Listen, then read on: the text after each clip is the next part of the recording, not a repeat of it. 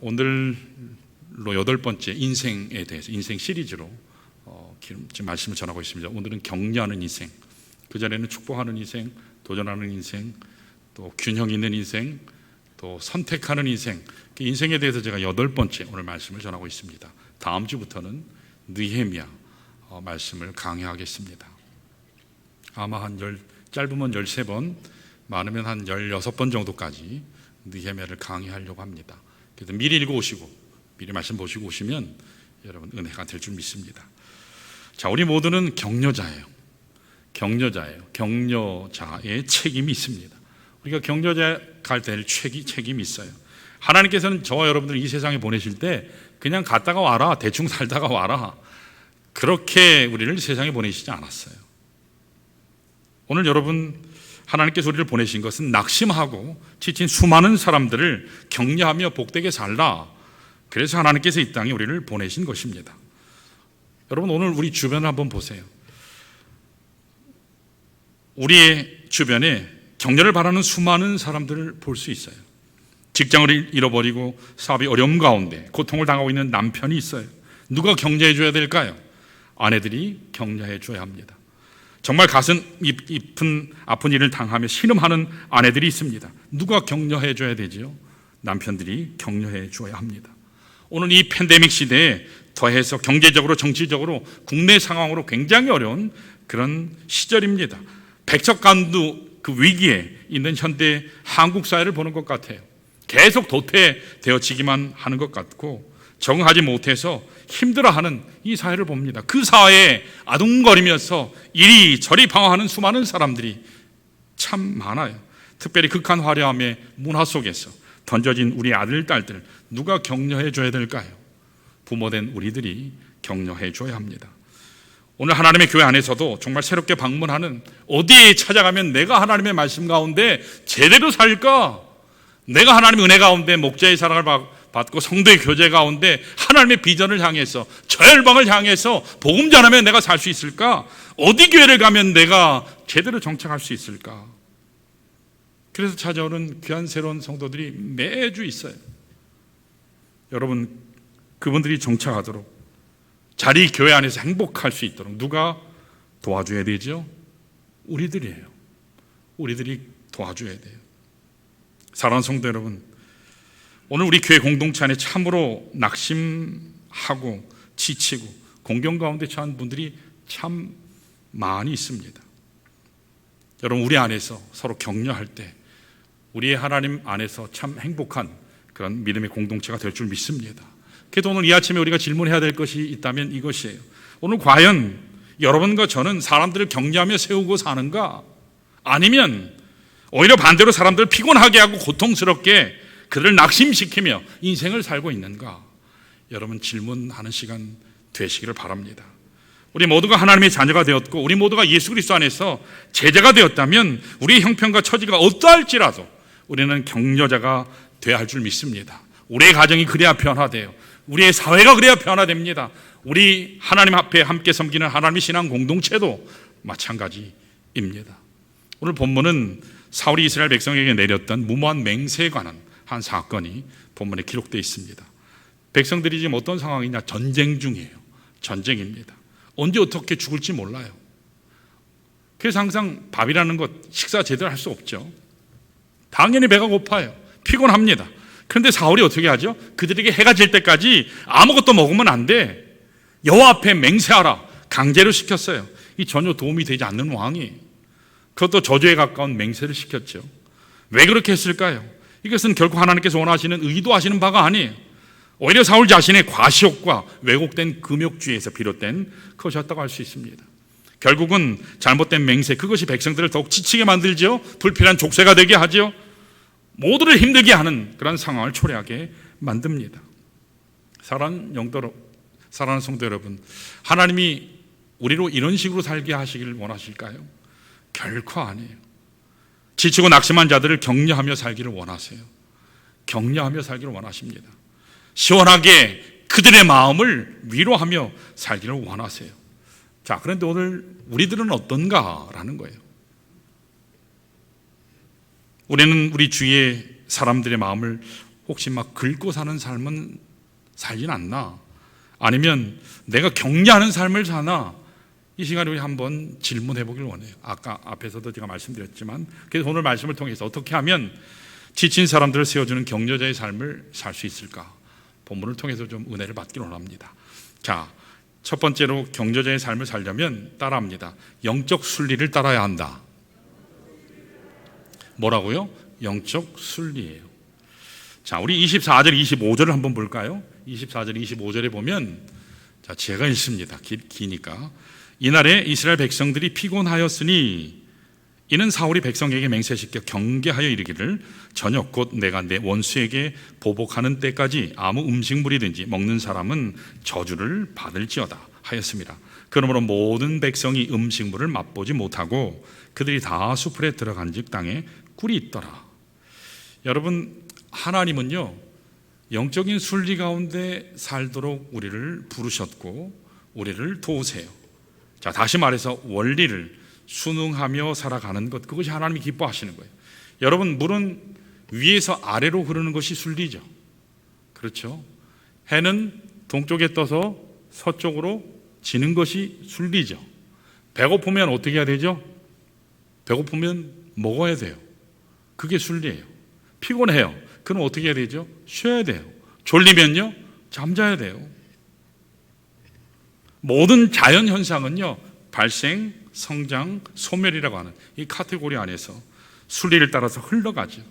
자, 이렇게 우리가 자연스럽게 순리를 따를 때 하나님께서 우리를 인도하시는 말씀을 자연스럽게 순복할 때 우리가 하나님의 은혜 가운데 잘 살 수 있는 거예요. 자, 다시 말해서 하나님께서 따를 수 있도록 우리를 만들어주신 그 하나님의 법칙이 영적 순리의 법칙입니다. 여러분, 죄 가운데 있는 사람은 어떻게 하는 것이 하나님의 순리일까요? 죄에서 해방돼서 자유케 하시는 것이 하나님의 영적인 순리예요. 고통 가운데 있는 사람은 하나님이 어떻게 하시는 것이 하나님의 순리일까요? 기쁨으로 나아갈 수 있도록 하나님께서 인도하시는 것, 그것이 하나님의 순리예요. 하나님은 언제나 우리를 풍성하게 살기를 원하세요. 그게 하나님께서 우리를 향하신 영적인 순리예요. 우리로 언제나 자유하게 살도록 하신 이것이 하나님이 우리를 향하신 순리요 자연스러움입니다. 그러니까 지나치게 제도에 얽매이거나 율법 자체에 구속되는 것은 하나님의 뜻이 아니죠. 자, 누가복음 13장 10절 한번 볼까요? 거기에 보시면 예수님께서 어느 날 안식일에 한 회당에 가셨는데 보니까 18년 된 한 병자가 있었어요. 그는 귀신 들려 있었어요. 또 보니까 이게 허리가 고부라져서 펴지를 못해요. 그렇게 18년 동안 살았어요. 얼마나 고통스럽겠습니까? 예수님께서 그를 보시고 어떻게 하셨죠? 여자여, 내가 내 병에서 놓였다 안수하시면서 하시면서 선포하셨어요. 그랬더니 그 여자가요 곧 나았어요. 펴고 귀신이 떠나가고 그 여인의 입술에서 하나님을 찬양하는 하나님의 영광송이 터져 나왔어요.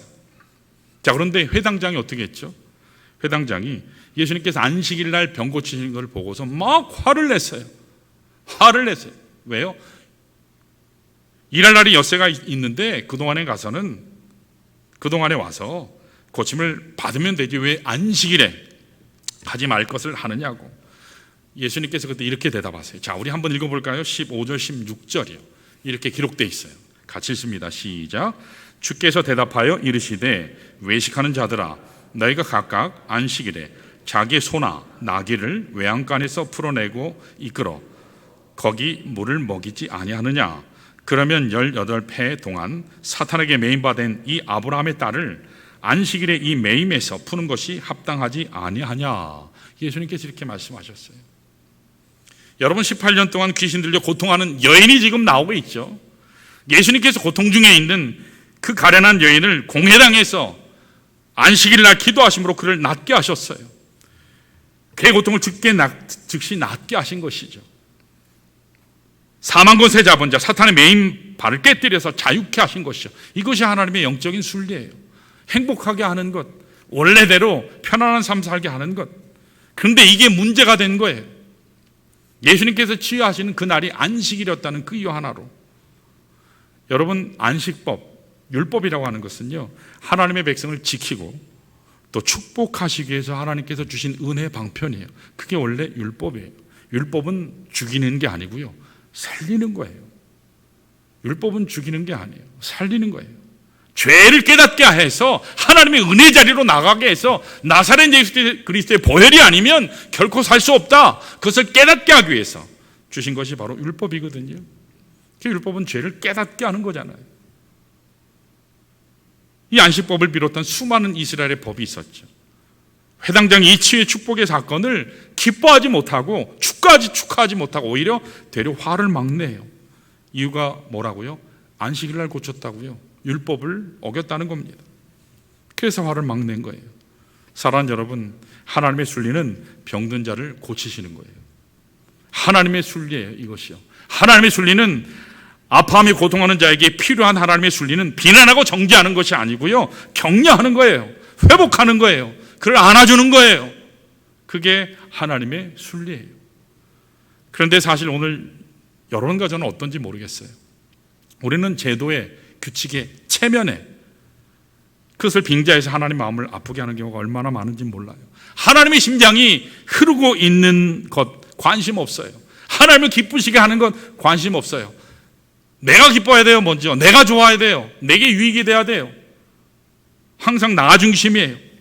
그 예배를 드려도 편리해야 돼요. 예배를 드려도 내가 좋아야 돼요. 여러분, 항상 예배의 주인은 하나님이십니다. 예배자는요, 하나님 만나러 오는 거예요. 사람 만나러 오는 게 아니에요. 하나님의 심정이 어디로 흐르는지, 하나님의 시선이 어디에 멈추시는지, 하나님의 발걸음이 어디에 향하시는지 거기를 관심해야 되는 거예요. 이게 하나님이 기뻐하시는 거예요. 여러분, 하나님이 기뻐하시는 그 방향을 향하시기를 축원합니다. 그들을 통해서 하나님께서 아픔과 상처를 고쳐주세요. 자, 우리 이사야서 한번 펴보실까요? 이사야서 58장인데 금식에 대해서 잘 나와요. 금식에 대한 많은 오해를 하거든요. 물론 금식의 기도 중에 하나는 내가 정말 절박한 어떤 문제가 있으면 그것을 하나님 앞에 생명을 끊는 것과 같은 그런 금식을 함으로, 어떤 때는 물도 먹지 않음으로 하나님 앞에 매달릴 때 하는 금식의 모습도 있긴 해요. 그러나 하나님이 정말 기뻐하시는 금식은 이사야서 58장에 나와요. 자, 우리 한번 보실까요? 이사야서 58장 6절에서 8절을 보시면 이렇게 나와요. 내가 기뻐하는 금식은 하나님이 기뻐하시는 금식이라 그랬죠. 그걸 어떻다고요? 흉악의 결박을 풀어준다 그랬어요. 멍에의 줄을 끌어준다 그랬어요. 압제당하는 자를 자유하게 하며 모든 멍에를 꺾는 것, 그것이라 그랬어요. 또 줄인 자에게는 양식을 주고 유리하는 빈민, 집 없는 자에게 집을 주고 헐벗은 자에게는 입히고 골육을 피하지 아니하고 스스로 숨게 하는 게 아니라 그랬어요. 그걸 도와주는 거라 그랬어요. 여러분들이 알고 있는 금식하고 완전히 다르죠. 여러분, 하나님이 진짜 원하시는 금식은 뭐냐? 하나님 앞에 온전히 나아가서 하나님의 마음을 완전히 아는 걸 얘기해요. 하나님의 심정을 아는 거예요. 하나님의 눈길이 어디를 향하시는지, 그 발걸음이 어디에 멈추는지, 하나님이 정말 원하시는 것이 무엇인지, 그건 한마디로 영혼 구원이거든요. 그것을 향하라는 거예요. 그러기 위해서 결박을 풀어주고 멍에를 꺾어주고 굶는 자에게 양식을 주고 집 없는 자에게 거처를 주고 헐벗은 자에게 옷을 주고, 그렇게 말씀해요. 자, 그렇게 하면 하나님이 가장 큰 축복이 뭐냐? 그게 8절에 나와요. 내 빛이 새벽같이 비칠 것이며 내 치유가 급속할 것이며 내 공의가 내 앞에 행하고 여호와의 영광이 내 뒤에 호위하리니. 여러분, 모세가 40일 동안 시내산 꼭대기에서 하나님과 대면했잖아요. 그리고 나서 하나님 주신 축복이 뭐죠? 그가 내려왔더니 완전히 하나님의 영광이요, 서치라이트처럼 엄청나게 비쳤어요. 이스라엘이요, 못 봤어요, 모세를. 그래서 모세가 어떻게 했죠? 수건을 가렸잖아요. 그 정도로 하나님의 영광이 비쳤어요. 여러분 삶 걸음걸음마다 하나님의 영광이 호위하는 축복 누리시기를 축원합니다. 하나님의 영광이 함께 하시면 건드릴 자가 없어요. 안 될 일이 없습니다. 막힐 길이 없습니다. 사람과의 관계에서 모든 것이 승리하게 된다는 사실이. 자, 그러면서 9절에 하나님께서 그렇게 하나님 앞에 금식으로 하나님의 마음을 읽는, 하나님의 마음에 합한 자가 되면 뭐라 그랬죠? 네가 부르면 내가 응답하겠다 말씀하세요. 네가 부르면 언제든지 내가 응답하리라. 네가 부르짖으면 내가 여기 있어. 내가 바로 여기 있어. 하나님께서 말씀하신다 했습니다. 여러분, 그런 축복이 우리 모두에게 넘치시기를 축원합니다. 자, 두 번째가 있어요. 두 번째, 우리가 경제자의 삶을 살려면 우리 따라할까요? 실제적 필요를 채워줘야 한다. 자, 29절 30절 한번 볼까요? 본문 29절 30절입니다. 자, 제가 읽습니다. 요나단이 이르되 내 아버지께서 이 땅을 곤란하게 하셨도다. 여기 아버지는 자기 아버지 사울 왕을 얘기하는 거예요. 요나단의 아버지. 왜 곤란하게 하셨죠? 지금 꿀이 있는데 먹을 게 있는데 못 먹게 하니까. 자, 보라, 내가 이 꿀 조금을 맛보고도 내 눈이 이렇게 밝아졌거든. 하물며 백성이 오늘 그 대적에게서 탈취하여 얻은 것을 임의로 자기 방식대로 자유하게 먹었더라면 블레셋 사람을 살육함이 더욱 많지 아니하였겠느냐. 여러분, 우리가 사역을 하려면요, 하나님의 사역을 감당하려면 먼저 그 사역에 필요한 것을 내가 공급받아야 돼요. 누구에게요? 하나님께로부터 공급받아야 돼요. 내가 먼저 체험받지 않고는 하나님의 사역은요 하시면 안 돼요.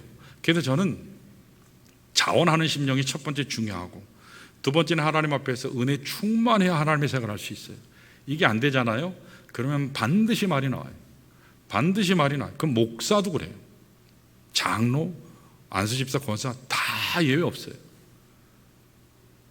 여러분, 먼저 내가 공급받아야 돼요. 내가 성령에 충만해야 돼요. 말씀에 충만해야 돼요. 그렇지 않으면 항상 남의 문제만 보게 돼요. 교회의 문제만 봐요. 사람의 문제만 드러나요. 내가 하나님의 교회에서 무엇을 해야 될까? 그것은 전혀 생각하지 않아요. 비판자의 눈만 자꾸 커져요. 그게 에베소 교회 문제였거든요. 에베소 교회 어떻죠? 거기는 기라성 같은 하나님의 사람들이 목회했어요. 사도 바울이 목회했죠. 사도 요한이 목회했죠. 디모데가 목회했죠. 그 외에도 기라성 같은 사람들이 있었어요. 그런데 그게 가장 큰 문제가 뭐였죠? 첫사랑을 잃어버렸어요. 구원의 축복을 잃어버렸어요. 여러분, 하나님 앞에 끊임없이 은혜를 공급받으시길 축원합니다.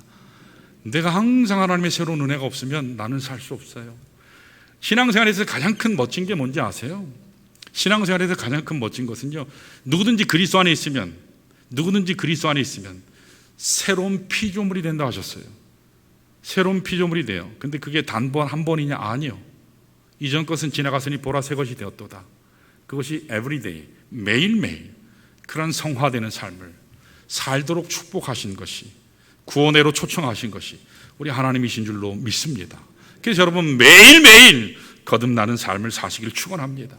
내가 매일 거듭나면 돼요. 남의 문제 탓할 필요 없어요. 내가 하나님 앞에서 나는 어떻게 사는 것인가, 그것이 중요해요. 하나님께서 보여주신 은혜를 따라서 지치고 상한 이들에게 진심으로 건네는 한마디의 격려의 말 한마디가 얼마나 큰 축복이 되는지 몰라요. 사랑을 전하는 손길이 사람들을 변화시키는 것을 보게 돼요. 제가 미국에서 박사 논문 쓸 때 굉장히 힘들었어요. 여러분, 미국에 가면 일단 기본적으로 돈이 있어야 돼요. 미국은요, 세 가지가 필요해요. 돈, 머리, 체력, 세 가지. 그런데 유학 올 정도면 머리는 그 머리가 그 머리예요. 한국 사람은 무조건 외우고 앉으면 죽기 살기로 하기 때문에 비슷해요. 근데 문제는 뭐냐면 돈이에요. 돈이 없어서 못하는 거예요. 돈이 없어요. 그래서 박사 논문을 써야 되는데, 제가 존경하는 목사님을 저희 교단 목사님이 아니었어요. LA 있을 때 찾아갔는데 그 목사님께 박사 논문, 그분이 이제 그 학장이셨거든요. 다른 학교 학장이시기도 하고, 뭐 그분이 한글로 강의하는 게 영어로 강의하고 하신 분이에요. 탁월한 분이에요. 근데 그분에게 갔어요. 박사 논문 좀 상의도 할 겸 부탁도 드릴 겸. 그래서 제가 목사님, 제가 논문을 써야 될지 말아야 될지, 처자식이 이렇게 힘든데 이걸 써야 될지 어쩔지 모르겠습니다. 근데 그 목사님이 저에게 뭐라 하셨냐면, 장 목사님, 미국에서 공부할 때 많은 사람들이 뭐 PhD를 하든지 디민을 하든지 EDD를 하든지, 그러니까 이런 종류들이 있어요. 그냥 들어두세요. 근데 어떤 종류들은 박사과정은 다 힘들어요. 20명 하면 다 나머지 그 수업 코스만 딱 하고 박사 하겠다는 사람은 20명 중에 1명이에요. 목사님 반드시 학위를 따셔야 돼요. 지금은 어떨지 모르지만 반드시 하나님께서 하나님의 때 장 목사님을 들어 쓰실 거예요. 여기서 포기하시면 안 돼요. 그러면서 저에게 그 말 한마디를 하셨는데 얼마나 위로가 됐는지 몰라요. 얼마나 격려가 됐는지 몰라요. 그래서 그 목사님 그 한마디, 그 격려의 말이 제가 박사 논문 쓸 수 있는 불쏘시개가 됐어요. 물론 집사람이 제일 고생했죠. 제일 고생했죠. 그 한마디의 말은요, 너무너무 중요해요. 여러분, 근데 오늘 우리는 어떻죠? 격려의 말하기에 이게 여유가 없어요. 여유들이 없어요. 화낼 준비하고 있어요, 다. 옆에 있는 분들 보세요. 너무 심각하셔가지고 꼭 열받은 것 같아요. 자, 옆에 한번 보세요. 화낼 준비하고 계시지 않으세요? 우리 항상 보면 화낼 준비를 하고 있어요. 우리 한국사에 제가 왔더니 이게 화낼 준비를 하고 있어요, 다. 웃으셔야 돼요. 미소 지으셔야 돼요. 자, 옆에 있는 분 보고 한번 우리 웃읍시다 한번 해보세요. 자, 우리 미소 지읍시다. 웃읍시다. 예배는 축제가 돼야 돼요. 예배는 심각하면 안 돼요.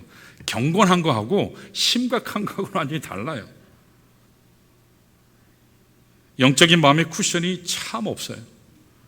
마치 우리의 심령을 보면 저수지 바닥을 보는 것 같아요. 쩍쩍 갈라져 있어요. 거북이 등짝 보는 것 같아요. 여러분, 오늘 우리에게 하나님의 참된 공급하심이 필요해요. 다른 데 가서 체험받으려 하지 마세요. 안 채워져요. 돈 일단 한번 벌어보시면, 자매님들이 그런 얘기 하세요. 지구부에도 그렇고, 제가 미국에 처음 LA 목회할 때도 그렇고 똑같이 얘기해요.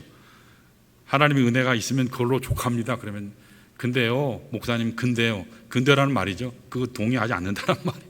근데요, 일단 돈벼락 한번 맞고, 돈벼락이라도 한번 맞고, 그랬으면 좋겠다. 망해도 좋으니까 돈벼락 한번 맞아봤으면 좋겠다고 그러더라고요. 근데 그게 오늘 우리 지구도 똑같더라고요. 여러분, 하나님의 풍성한 공급하심이 있을 때 여러분이 정말 복된 삶 살게 될 줄 믿습니다. 참된 격려자의 삶을 살게 돼요. 격려자가 되는 것입니다. 오늘 우리 좋은 교회에 사람들의 피를 채워줄 수 있는 이 격려자, 함께 동역하는 이 동역자들이 정말 많이 필요합니다. 자, 그런 의미에서 우리 고린도전서 한번 볼까요? 고린도전서 16장 한번 펴보세요. 자, 우리 화면에 나올 겁니다. 16장 15절 우리 같이 한번 읽어볼까요? 15절에서 18절 같이 읽습니다. 시작. 형제들아, 스데바나의 집은 곧 아가야의 첫 열매요 또 성도 섬기기로 작정한 줄을 너희가 아는지라. 내가 너희를 권하노니 이 같은 사람들과 또 함께 일하며 수고하는 모든 사람에게 순종하라. 내가 스데바나와 부드나도와 아가이고가 온 것을 기뻐하노니 그들이 너희의 부족한 것을 채웠음이라. 그들이 나와 너희 마음을 시원하게 하였으니 그러므로 너희는 이런 사람들을 알아주라. 아멘. 여러분, 하나님께서 오늘 어떤 사람들을 알아주라 하셨는지 아세요? 세 종류의 사람을 알아주라 하셨어요. 여러분, 이와 같은 하나님 알아주는 사람 되시기를 축원합니다. 목사가 알아주는 사람도 중요하겠지만, 여러분 성도들이 알아주는 사람 중요하겠지만, 하나님이 알아주시면 그걸로 끝나는 거예요. 자, 첫 번째가 뭐냐면, 따라할까요? 섬기기로 작정한 자다. 저는 은혜 받기로 작정하시고 이 예배 오신 줄로 압니다. 아멘이 작아요. 은혜 받기로 작정하고 오신 줄로 믿습니다. 여러분, 은혜 받고 작정하고 오셔야 돼요. 여러분, 하나님 앞에 나가서 은혜 받지 못하면 그 제일 불행이에요. 하나님이 나의 아버지잖아요. 아들도 내어주신 내 아버지예요. 그럼 그 아버지에게 사랑받으셔야지요. 축복받으셔야지요. 은혜 받으셔야지요. 근데 예배 올 때나 갈 때나 똑같으면 여러분, 그건 예배가 아니에요. 여러분, 항상 은혜 받기로 작정하고 오셔야 돼요. 그래야 여러분들에게 유익이 있어요. 여러분, 여기 말씀에 섬기기로 작정한 자가 하나님께서 알아주시는 자예요. 여러분, 처음부터 섬기기로 작정하면 문제가 없어요. 그런데 내가 섬김 받겠다 그러면 문제가 반드시 생겨요. 왜 날 사랑 안 해주지? 저 사람은 왜 나한테 인사 안 하지? 이 교회는 왜 이러지? 이 교회는 여러분 교회예요. 제 교회가 아니에요. 이 교회가 장경 목사 소유인가요? 아니요. 저는 하나님이 떠나라 하면 떠나는 거예요. 여러분, 이 교회는 여러분의 영적 기업인 줄 믿습니다. 우리의 기업이에요. 그럼 누가 갖고 해야 돼요? 우리가 갖고 해야 돼요. 하나님 앞에 여러분, 그래야 올려드릴 게 있는 겁니다. 부부 관계도 그렇죠. 리더와 팔로워의 관계도 마찬가지예요. 처음부터 섬기겠다고 작정하면 아무 문제가 안 돼요. 이게 안 되니까 누가 먼저 부엌에 가냐, 누가 먼저 요리를 할 거냐, 누가 먼저 쓰레기통 비울 거냐, 청소를 할 거냐, 말이 자꾸 나오는 거예요. 이번 주 토요일 날 대청소합니다. 여러분 청소하고 작정하고 오시기로 바랍니다. 예, 다 아멘 하셨어요? 예, 제가 볼 거예요.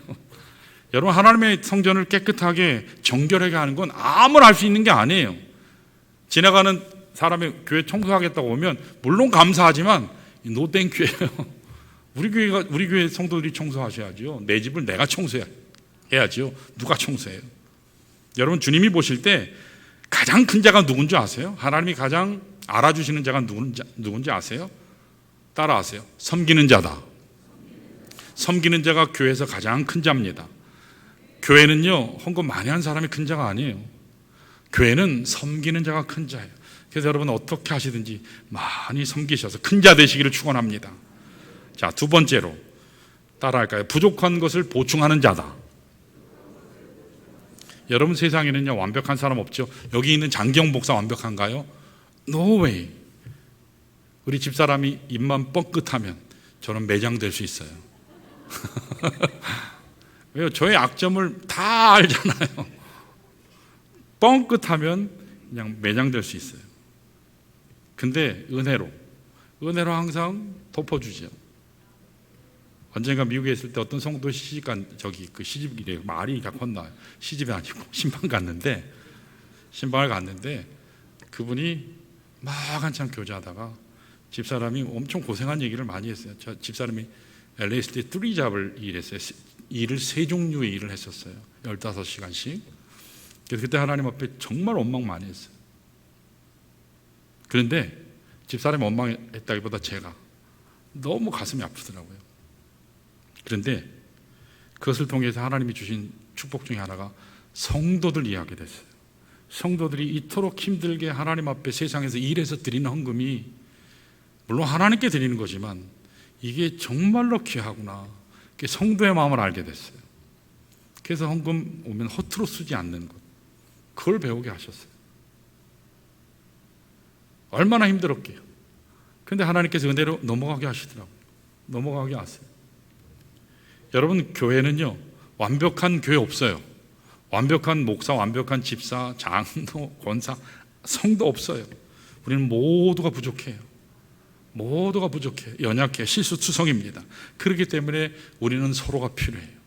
서로 보충해야 합니다. 그렇기 때문에 서로 채워줘야 돼요. 함께 부족한 것이 있으면 덮어주셔야 돼요. 여러분 까발기시면 안 돼요. 교회는 시시비비를 가리는 곳이 아니에요. 시시비비를 가는 것은 단 한 가지, 구원 받았냐 못 받았냐. 제가 항상 말씀드리죠. 구원은 항상 의심해야 돼요. 이건 영원의 문제예요. 영원히 천국 가야 될 사람이 지옥 가면 되나요? 불못에 가면 되나요? 그건 하나님 앞에 죄악이에요. 그 외에는 시시비비 가르치면 안 돼요. 다 덮으셔야 돼요. 다 함께 채워주셔야 돼요.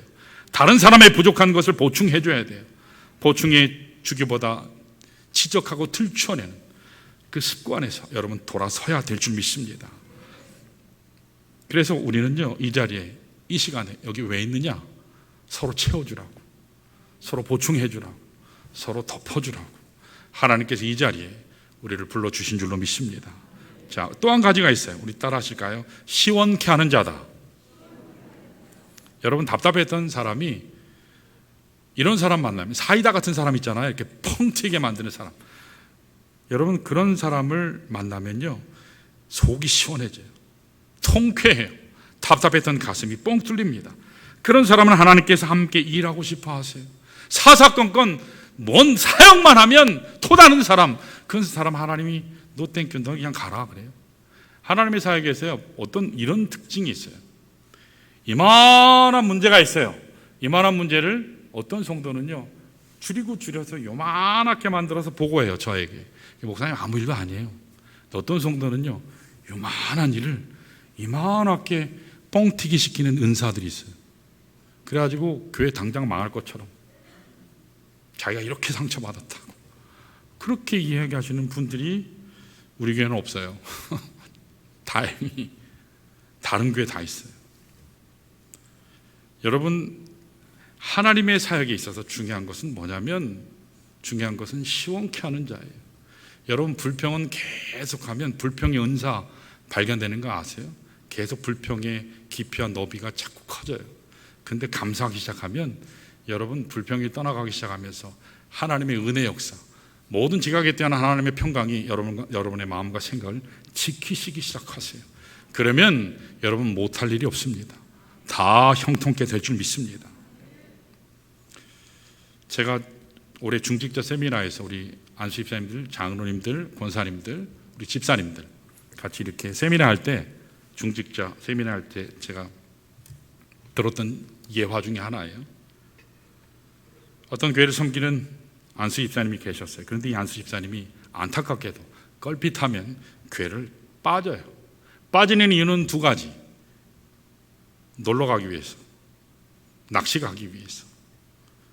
그런데 어느 날 교회 정말 중요한 모임이 있었어요. 그래서 몇 주 전부터, 적어도 한 달 이전부터 목사님이 광고도 하시고 성도들도 그 집사님에게 이번에는 정말 중요한 모임이니까 꼭 참석하셔야 돼요. 그런데 어떻게 됐을까요? 이분이 정말 일관성 있는 분이에요. 그래가지고 그날도 안 나오셨어요. 예전처럼 똑같이 안 나왔어요. 그러니까 목사님이 어떻죠? 화가 난 거예요. 목사님 표정 관리해야 되는데, 화내면 안 되는데, 그렇게 말씀하면 안 되는데 열받아서 말을 한마디 했어요. 그 집사 가다가 다리나 뚝 부러져라. 그리고 말을 내뱉었어요. 하도 열받으니까 그냥 막 탁 튀어나온 거예요. 목사님도 사람이니까 제가 혹시 실수하시면 야, 장 목사 건수 잡았다 하고 그러지 마시기를 바랍니다. 아무도 아멘을 안 하네요. 실수할 수 있잖아요. 저도. 그러면 용서해 주세요. 봐주세요. 그게 하나님의 은혜예요. 실수 목사님이 했어요. 근데 말을 딱 하고 보니까 바로 옆에 그 집사님의 절친 집사님이 딱 앉아 있는 거예요. 아이고, 큰일 났구나. 내가 이거 큰 실수를 했구나. 이게 후회도 늦었죠. 뭐 엎어진 물이잖아요. 담을 수가 없죠.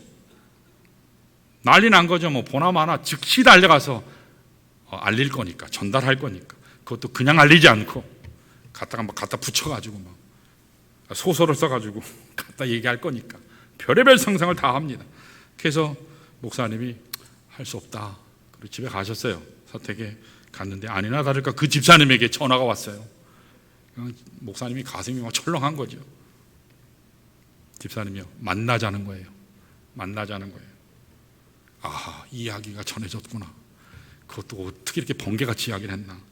그래서 목사님이 오늘은 시간이 늦었으니까 내일 만납시다. 내일로 미뤘는데 목사님이 그날 잠을 잤을까요? 못 잤을까요? 밤새도록 철야를 했어요. 아무튼도 못 잤어요. 다음날 그 문제의 집사님이 찾아왔어요. 문을 두드려요. 너무 그냥 엄청나게 세게 두드려요. 이 양반이 열받아서 왔나 보다. 목사님이 그냥 두근두근 문 앞에 딱 서서 문을 딱 열었는데 뜻밖에도 너무너무 밝은 모습으로 마치 담임 목사를 보는데 천사를, 하나님을 보는 듯한 표정으로, 그러면서 양손에는 막 선물 가득히 들고서 딱 서 있는 거예요. 목사님이 너무 당황을 했어요. 아니, 분명히 다른 반응이 나와야 됐는데 이건 또 뭐지? 그랬더니 집사님한테 물었어요. 아니, 집사님 이게 도대체 무슨 일입니까? 그렇게 물었더니 집사님이 하는 말씀이, 목사님 사실 제가 어제 제 친구 그 절친 있잖아요. 그 친구가 와서 저한테 얘기를 하더라고요. 아니, 글쎄 제가 그렇게 교회 중요한 집회도 빠지고 오늘도 중요한 모임이 있는데도 불구하고 키놓고 낚시 갔는데, 그럼에도 불구하고 목사님께서 말씀하시기를 날씨도 추운데 옷이나 제대로 입고 갔는지 모르겠다고. 그 말씀을 제가 듣고 나서 얼마나 감격했는지 몰라요. 목사님, 나 같은 사람을 이렇게까지 염려해 주시고 이렇게까지 격려해 주시다니 목사님 너무너무 감사해서 제가 두 손에 선물 가득히 들고 왔어요. 그렇게 이야기를 하더라는 겁니다. 사랑하는 여러분, 자칫했으면 왼수될 뻔했어요. 왼수될 뻔했어요. 시험 될 뻔했어요. 근데 누가 묶어줬죠? 바로 그 친구가 묶어준 겁니다. 자칫하면 큰 시험, 갈등을 초래할 수도 있었는데 성숙한 말 한마디가 공동체를 아우르고 하나님 은혜 가운데 세운 거예요. 이게 바로 격려자의 삶이에요. 이것이 바로 하나님께서 말씀하시는 오늘 우리를 향한 격려자의 삶이라고 믿습니다. 여러분, 오늘 하나님께서는 이 세상 가운데 우리가 들어가서 산산조각 나고 부서지고 깨어진 이 세상에 들어가서 그들 다시 격려하라고, 계속 화목해 하라고 우리에게 말씀합니다. 여러분, 하나님이 기뻐하시는 사람들로 변화시키는 사역을 하나님이 기대하세요. 신앙생활에서 믿는 자들은요, 겨우 나 혼자 사는 게 아니에요. 겨우 혼자 내 믿음 지키는 것 겨우 하다 가는 게, 그게 하나님께서 우리를 구원하신 게 아니에요. 여러분 이걸 잘 아시길 바라요. 현대 크리스찬들의, 현대 교회의 가장 큰 문제는 구원받고 혼자 존대하는 거예요. 예루살렘 교회하고 똑같아요. 하나님께서는 복음이 멈춰 있기를 원하지 않아요. 흘러가시기를 원해요. 예루살렘이요, 거기만 멈추면 안 돼요. 온 유대와 사마리아와 땅 끝까지 흘러갈 때 하나님께서 영광 받으신다는 사실입니다. 여러분 그 일에 우리 모두 쓰임 받으시기를 축원합니다. 그러므로 우리가 경제자로 살기를 원하면, 첫째로 뭐라고요? 영적 순리를 따라야 돼요. 두 번째는요, 상대방의 필요를 채워줘야 합니다. 실제적인 필요예요. 자, 마지막 세 번째 따라하겠습니다. 생수의 원천을 소유해야 한다. 여러분 저만 그렇다고 생각되진 않아요. 여러분 사람을 대해보면 어떻죠? 그 사람의 본성, 특별히 기질이요, 바뀌나요? 정말 안 바뀌어요. 성질 급한 사람은요, 태어날 때부터 성질 급해요. 아기 때부터 밥 안 준다고 난리 치잖아요. 저희도 애가 넷이잖아요. 딸, 아들. 그렇죠?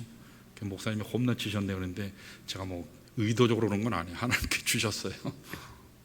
내 아이를 키우면 다 달라요. 첫째는 첫째대로, 둘째는 둘째대로, 셋째는 셋째대로, 넷째는 넷째대로. 생긴 것도 다 달라요. 성격도 다 달라요. 어떻게 그렇게 다른지 몰라요. 근데 가만 들여다보면 거기에 다 제 모습이 있어요. 다 제 모습이 있어요. 사람을 보면 이 본성 기질은 참 안 바뀌어요. 웬만해선 사람은 변화되지 않는다라는 사실 우리가 배우지 않습니까? 예수 믿고 구원받았다고 해도 내 심령에 그리스도로 말미암는 샘솟는 기쁨이 없으면, 구원받으면 천국 가요. 물론 내가 시꺼맸음에도 불구하고 하나님이 그냥 예수 그리스도의 십자가 보혈, 그 은혜로 내가 믿음으로 고백하고 성령께서 시인하게 역사하시면 구원받는 건 사실이에요. 그러나 기쁘게 사는 것은 내 선택이에요. 기쁘게 살 것이냐 아니냐, 그건 여러분이 선택하시는 거예요. 여러분 항상 기쁨을 선택하시길 축원합니다. 여러분 기쁘려면요, 생수가 있어야 돼요. 자, 우리 한번 본문 마지막 절 한번 볼까요? 35절. 굉장히 심각한 이야기가 나와요. 같이 읽습니다. 시작. 사울이 여호와를 위하여 제단을 쌓았으니 이는 그가 여호와를 위하여 처음 쌓은 제단이었더라. 처음에다 동그라미를 치셔야 돼요. 사도 바울이 도대체 왕이 된 게 수십 년인데 지금 뭐라고 그래요? 처음 제단 쌓았대요. 여러분 사울의 영적 심령 상태가 어떠합니까? 그의 생활, 그의 삶의 모습이 지금 어떠한가요? 본문을 보니까 여기서 처음 예배드렸대요. 이거 굉장히 심각한 거예요. 다급하지 않았으면 예배 안 했다는 소리예요. 굉장히 다급하니까, 아쉬우니까, 세상 말로 똥줄 타니까 이제 하나님 앞에 나온 거예요. 다급하니까 자신의 목적 때문에 예배를 드린 거예요. 하나님을 기뻐하기 위해서 예배드린 게 아니라 자기 문제 해결하기 위해서 자기로 시작한 거예요. 다시 말하면 사울은 왕이 된 이후로 지금까지 단 한 번도 하나님께 예배 드린 적이 없어요. 기도한 적이 없었다는 거예요. 대단히 인색했다는 거예요. 여러분 인생이 지나가요. 얼마나 빨리 가는지 몰라요. 그리고 하나님 앞에 설 날은 반드시 그날은 와요. 얼마나 무서운지 몰라요. 최근에 저희 교회 장례식이 4번 있었어요. 4번 있었어요. 그 중에 제가 이제 2번 참석했고, 2번은 성도들이 또 교회 연락을 하지 않으시고 여러 상황 가운데 못하게 되는 경우가 있었는데, 그때마다 느끼는 것은 굉장한 두려움이에요. 저도 28 청춘일 때가 있었는데 벌써 조금 지나면 이제 60대고, 조금 지나면 70대고, 우리 여기 성도님들 그러시지 않으세요? 80대 되시는 우리 집사님들, 안수 집사님들, 권사님들 28 청춘이실 때 있으셨잖아요. 근데 언제 이렇게 됐는데 여기까지 온지 아무도 몰라요. 언제 하나님 앞에 설지 몰라요. 여러분 여기 사울이 얼마나 비참합니까? 하나님께서 기회 주셨는데 세월 다 허비하고 이제 처음 하나님 앞에 예배 드리는데 그것도 다급해서 자기 문제 해결하기 위해서 하나님 앞에 나갔다는 거예요. 이렇게 인색했어요.